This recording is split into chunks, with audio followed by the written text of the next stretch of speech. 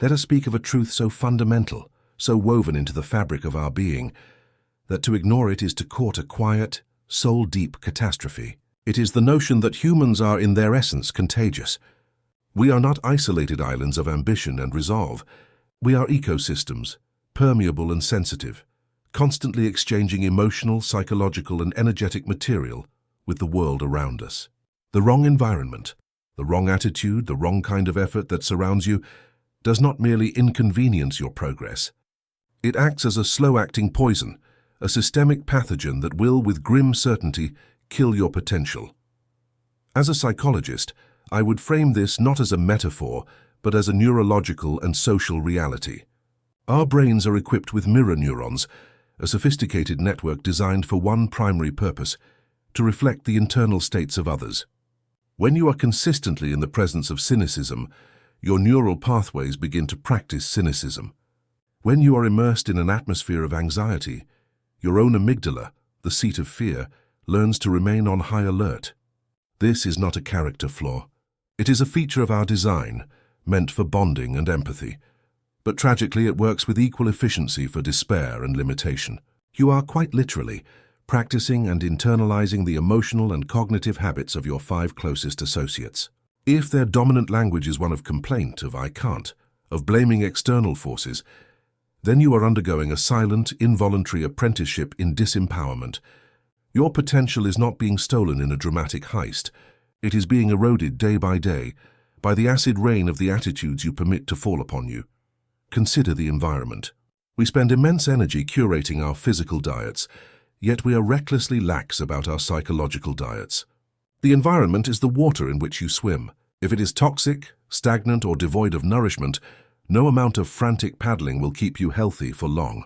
A workplace that rewards mediocrity and punishes innovation is not just a bad job. It is a training ground for the atrophy of your creative faculties. A home life filled with drama and unresolved tension is not just unpleasant. It is a constant drain on the cognitive resources you need to build your future. The environment whispers to your subconscious long after you have stopped consciously listening. Its messages about what is possible, what is safe, what is rewarded, become the silent authors of your life's script. You may think you are writing your own story, but if the environment around you is writing a tragedy of limitation, you will find your own narrative arc bending inexorably toward that same conclusion. Now, let us speak of attitude, both yours and that which you absorb from others. From the life coach's perspective, attitude is the rudder on the ship of your efforts. It determines direction more than any gust of wind or current. The wrong attitude, a poverty mindset, a scarcity consciousness, a deep-seated belief that the world is a fundamentally hostile place, is like a rudder locked hard to port, ensuring you sail in circles no matter how grand the voyage you had planned. This attitude is virulent. Spend an hour with someone who believes the world is against them, and you can feel the energy leaching from your own resolve. Their stories of woe, their expertly crafted justifications for stagnation, are not harmless venting. They are infectious narratives that seek a host in your own mind. Before long, you may find yourself anticipating failure, seeing obstacles where there are only challenges, and interpreting setbacks not as feedback, but as fatal confirmations of a bleak worldview.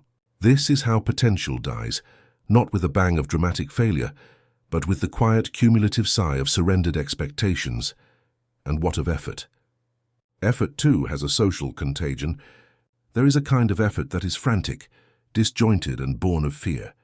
The hustle that is less about building and more about running from a sense of inadequacy.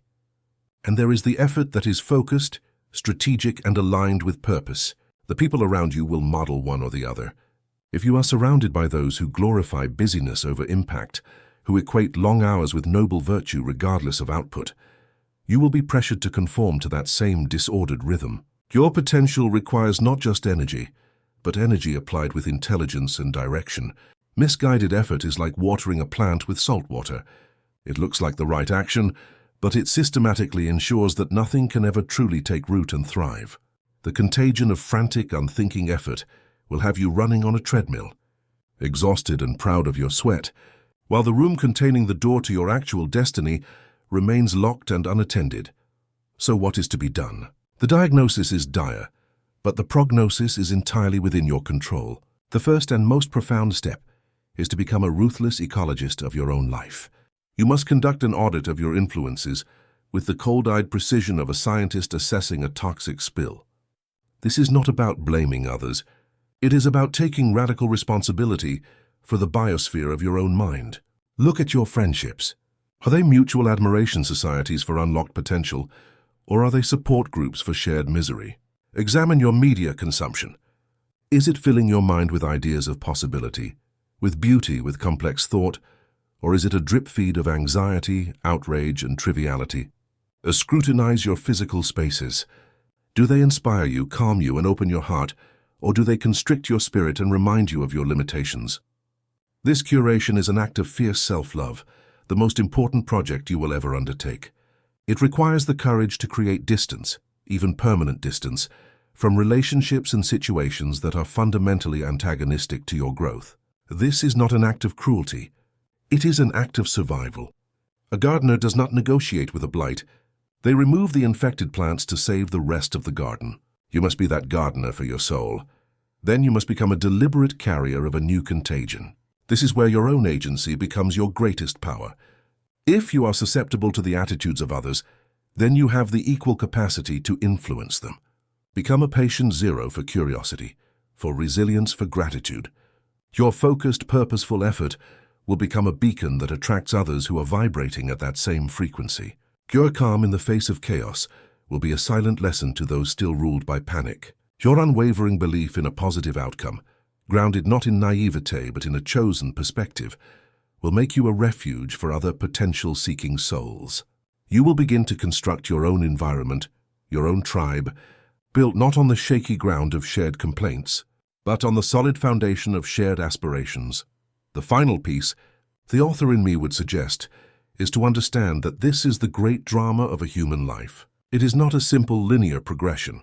It is a story of conflict, of leaving the familiar but toxic shores of the old world to sail toward an unseen new one.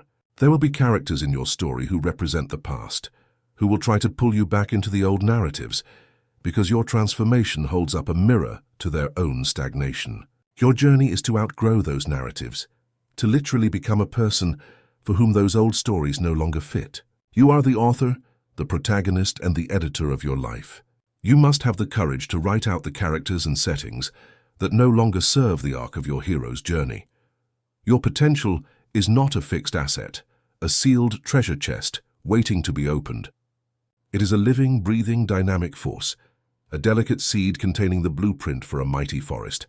But no seed can fulfill its destiny in poisoned soil, under a blighted sky surrounded by weeds that choke its sunlight and steal its nourishment. You are that seed, and you are also the gardener. The sovereignty over your environment, your attitudes, and the quality of your effort is the ultimate form of self-determination. Recognize the contagious nature of your humanity. Choose your influences with the gravity of a life or death decision, because that is precisely what it is. Then, become a carrier of the very things you wish to see grow in the world. Courage, clarity, and an unwavering commitment to the magnificent, unbounded potential that is your birthright. Infect your world with your light, and watch as the darkness, the doubt, and the decay retreat, unable to survive in the radiant ecosystem you have so consciously and courageously cultivated.